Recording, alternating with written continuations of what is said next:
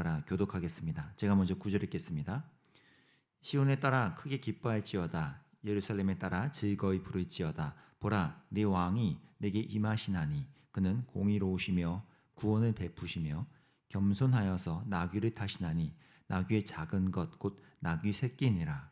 내가 에브라임의 병거와 예루살렘의 말을 끊겠고 전쟁하는 활도 끊으리니 그가 이방 사람에게 화평을 전할 것이요 그의 통치는 바다에서 바다까지 이르고 유브라데 강에서 땅끝까지 이르리라. 또 너로 말할진대 네 언약의 피로 말미암아 내가 네 갇힌 자들을 물 없는 구덩이에서 놓았나니 갇혀 있으나 소망을 품은 자들아 너희는 요새로 돌아올지니라. 내가 오늘도 이르노라. 내가 내게 갑절이나 갚을 것이라.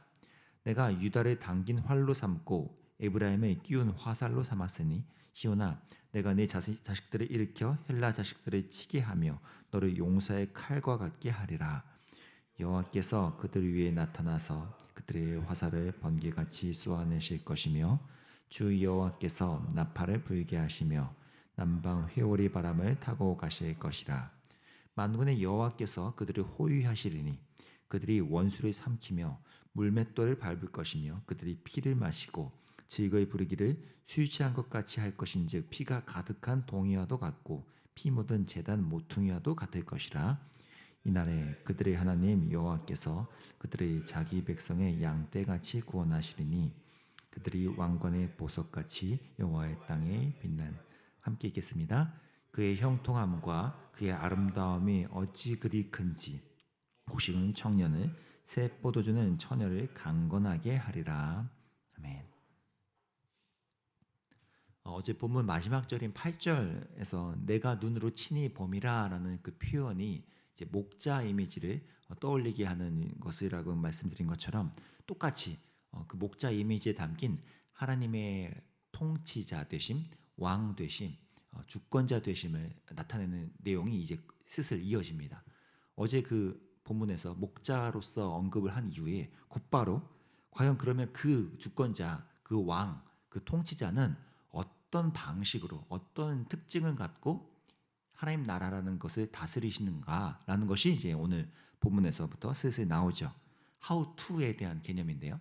오늘 본문에 바로 그 유명한 우리가 잘 아는 9절 말씀에서 하나님의 왕되심의 방식이 드러납니다. 9절에 이러합니다. 시온에 따라 크게 기뻐할지어다. 예루살렘에 따라 즐거이 부를지어다. 보라, 내 왕이 내게 임하시나니 그는 공의로우시며 구원을 베푸시며 겸손하여서 나귀를 타시나니 나귀의 작은 것 곧 나귀 새끼니라. 지금 흐름은 주변의 모든 강한 나라들, 강대국들을 다 하나님이 심판하시고 무너뜨리시고 하면서 하나님의 질서를 다시 한번 재정립하시는 과정인 건데 그 하나님의 통치 방식의 첫 번째 키워드로 놀랍게도 오늘 스가랴 선지자는 겸손을 꼽고 있습니다. 이 구절을 예수님이 나중에 예루살렘에 들어가시면서 성취해내시죠. 근데 당시 예루살렘이라는 도시 같은 그런 몇몇 도시에 종종 이제 고위 관직자들, 좀 높은 뭐 총독이라든지 분봉 왕이라든지 이런 사람들이 도시에 입성할 때면 실제로 당시 그 하나의 문화죠. 하나의 특징이 그 높은 사람이 입성하는 거에 걸맞는 그 위험에 걸맞는 의전, 접대, 외적인 분위기를 좀 만들어내야 했습니다. 우리도 그렇지 않습니까? 높은 분이 오면 뭔가를 잘 준비하잖아요. 그런 것처럼 그때도 당연히 그런 행사 의례적인 것들이 있었는데 그 대표적인 것 중에 하나가 도시 입구 근처에 항시적으로 건강하고 튼튼하고 멋진 말 같은 것을 준비해 두어야 했습니다. 예루살렘이라는 도시도 마찬가지로 도시 주변에 그런 게 있었겠죠. 당시에 이제 요즘으로 비유하자면 굉장히 핫한 인플루언서로 추앙받고 있던 젊은 랍비인 예수님이 드디어 예루살렘에도 온다는 소식을 들으니까 사람들이 막 준비하지 않았겠어요? 와, 그분이 오신다고? 이제 유대 민족들의 영웅처럼 지금 추앙받고 있던 때니까 똑같이 뭔가를 막 준비하려는 움직임이었겠죠. 그런데 예수님은 제자를 통해서 그가 선택하신 것은 아주 작은 나귀 새끼였던 것입니다. 그런 시대적 문맥 속에서의 이 선택과 그 보잘것없는 나귀 새끼를 타고 입성한 그 모습 자체에서 예수님은 바로 이 스가랴서를 성취해내면서 나는 겸손의 왕으로 너희들이 다스리고자 한다라는 것을 보여주시는 하나의 퍼포먼스였던 것입니다. 그러면 정상적이었다면요. 정상적인 이 유대인 이스라엘 사람들이었다면 구약에 통달했던 이들이니까 저분이 나귀 새끼를 타고 들어오시네 라는 걸 보았으면 퍼뜩 잘 떠올렸어야 하는 것이 바로 오늘 이 스가랴서 말씀이었을 테고, 그러면서 무릎을 탁 치면서 저분이 그 구약에서 말한 메시아, 그 독특한 특징인 겸손으로 나라를 만들어 완성해야겠다는 그분이겠구나라고 알아챘어야 하는 게 당연한데 그들은 그렇게 하지 못했다는 거예요. 왜죠? 자신들이 기대하고 내가 바라는 바의 형상 속에 있는 메시아를 훨씬 더 크고 굵직하게 갖고 있었기 때문이죠.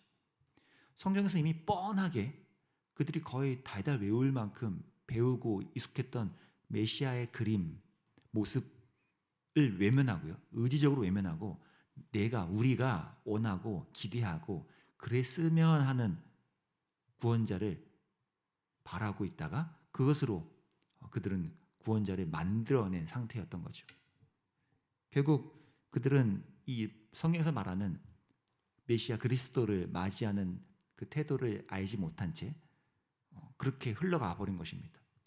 만약 그들이 이스라엘에서 오늘 말씀을 기억하면서 이분이 그걸 원하시는 거구나 라고 했다면 그들은 팡파레나 환호성 이런 것 대신에 그 겸손의 왕에 걸맞는 모습으로 그분께 온갖 거칠애를 다 떼어내고 겸손히 그분을 맞이하는 모습을 보였을 거죠.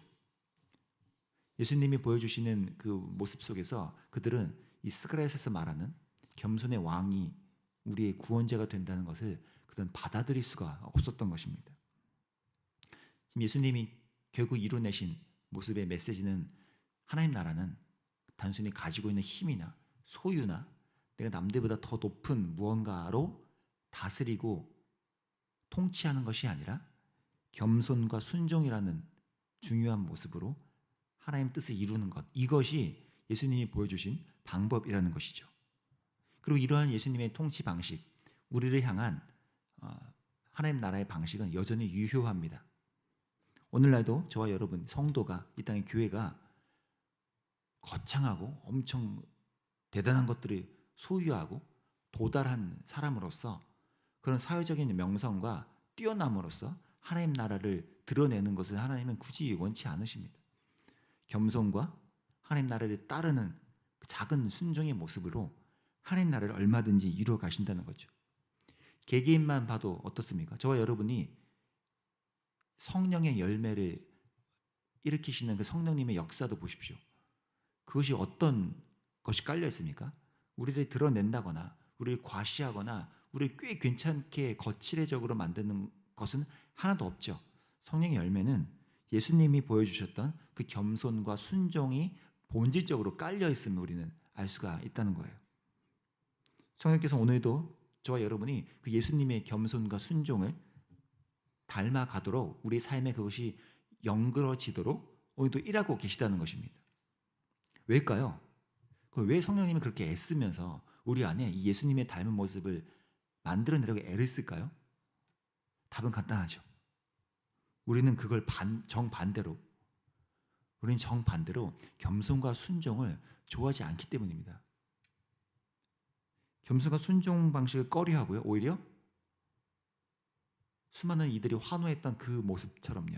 그 습성처럼 우리는 내가 더 잘 드러나고 내가 조금 더 사람들에게 괜찮게 인정받고 원래 내가 이 정도라면 한 이만큼 정도로 보여지기를 포장하고 화장하는 데 우리는 익숙하고 그래서 우리는 선호하기 때문이죠. 우리의 습성이 그러하기 때문에 성령님은 그 예루살렘에 입성하던 예수님의 환호하던 그 사람들의 모습 마냥 똑같은 우리의 모습을 아시는 하나님이 우리 안에 예수님을 닮은 모습으로 바꾸어 변화시키기 위해서 성령의 열매를 계속 맺어가기로 애를 쓰신다는 겁니다. 우리 스스로서는 예수님의 겸손과 순종의 길을 잘 택하지 않기 때문이고 그것이 불가능하기 때문이죠. 그런 연약함을 짊어진 우리라는 걸 예수님이 아시고 우리를 위해서 그분이 친히 계속해서 약속하셨던 것이 바로 구약에서 주시는 말씀들입니다. 우리의 마음을 이렇게 격려하며 약속하시는데 그게 오늘 16절 말씀입니다. 16절에 제가 읽어보겠습니다. 이 날에 하나님 나라가 이루어지는 그 날이죠. 그들의 하나님 여호와께서 그들을 자기 백성의 양떼같이, 또 목자 이미지가 나왔네요. 자기 백성의 양떼같이 구원하시리니 그들이 왕건의 보석같이 여호와의 땅에 빛나리로다. 자기 백성을 구원하실 때 그 나타나는 아름다운 열매가 뭐예요? 여호와의 땅에 빛나게 된 것이다 라는 거예요. 이것을 새 번역 버전으로 읽으면 이러합니다. 그들을 구원하셔서 주님의 땅에 심으시면 그들은 빛날 것이다. 현대인 성경은 이러합니다. 자기 백성을 구원하실 것이므로 여호와의 땅에서 빛날 것이다. 지금 계속 강조하는 게 뭐죠? 하나님의 땅에서, 쉽게 말하면 하나님이 다스리시는 그 하나님의 품 안에서, 하나님의 임재와 다스림 안에서 빛날 것이다 라는 거죠. 세상 곳곳에서 막 화려한 삶으로 빛나지는 것을 우리는 원하고 우리는 그것을 향해 삶을 치닫고 있지만 하나님은 하나님의 다스림 안에서 하나님께서 스스로 우리를 빛나게 하신다는 거예요.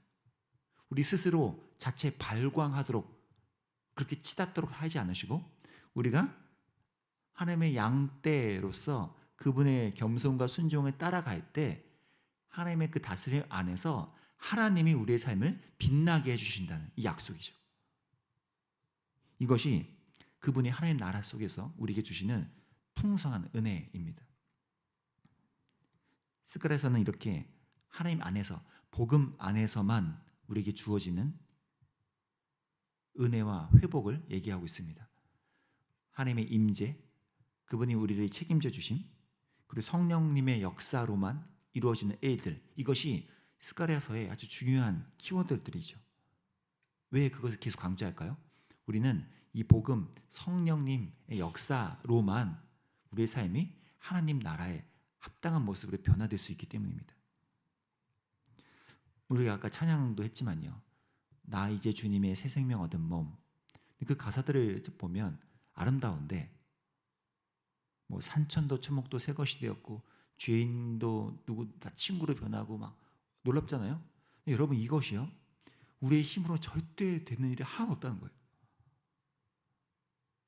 성령의 은혜, 성령님이 우리 안에서 이 예수님의 모습을 만들어내지 않는 이상 우리의 이 찬양 가사들은 그냥 먼 미래의 희망곡, 언젠간 되겠지, 죽어서 되겠지 이지 오늘날 우리의 삶이 될 수가 없습니다.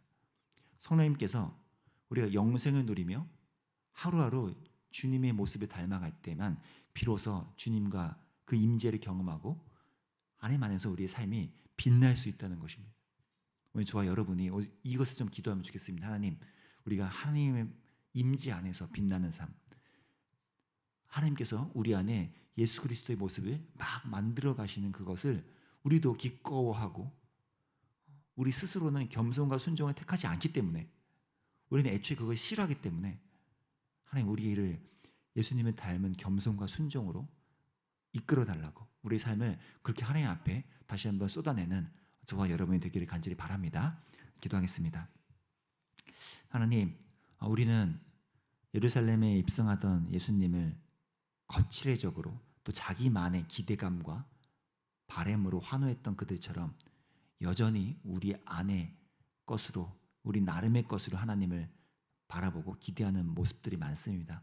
우리는 예수님의 닮은 겸손과 순종을 택하기 꺼려하고 우리가 더 스스로 빛나고 스스로 뭔가에 도달하기를 선호하지만 오늘 말씀처럼 주님 우리는 성령 안에서 다시 한번 그것이 꺾여지고 예수님이 원하시는 방식대로 그분 안에서 빛나는 삶이 되기를 소망합니다.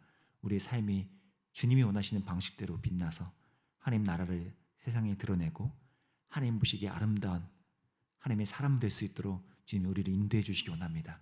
우리가 여전히 죄인된 모습으로 스스로의 것들을 포장하고 과장하는 것에 익숙하지만 성령께서 그 모든 것들을 다시 다뤄 주셔서 우리가 하나님 안에서 참된 빛난, 참된 행복한 삶 될 수 있도록 주님 인도해 주시기 원합니다. 그렇게 인도하시는 주님 의지하며 예수님 이름으로 기도합니다. 아멘. 기도합시다. 하나님, 우리 삶이 성령께서 끊임없이 역사하셔서 하나님의 임재로만, 성령의 역사로만 우리가 예수님을 닮고 예수님의 순종과 겸손을 입을 수 있다는 것을 우리가 온전히 인정하면서 주님께 은혜를 구하는 오늘 저희가 되면 좋겠고요. 또 우리 가족들, 자녀들, 또 주변의 공동체들, 이 땅의 교회가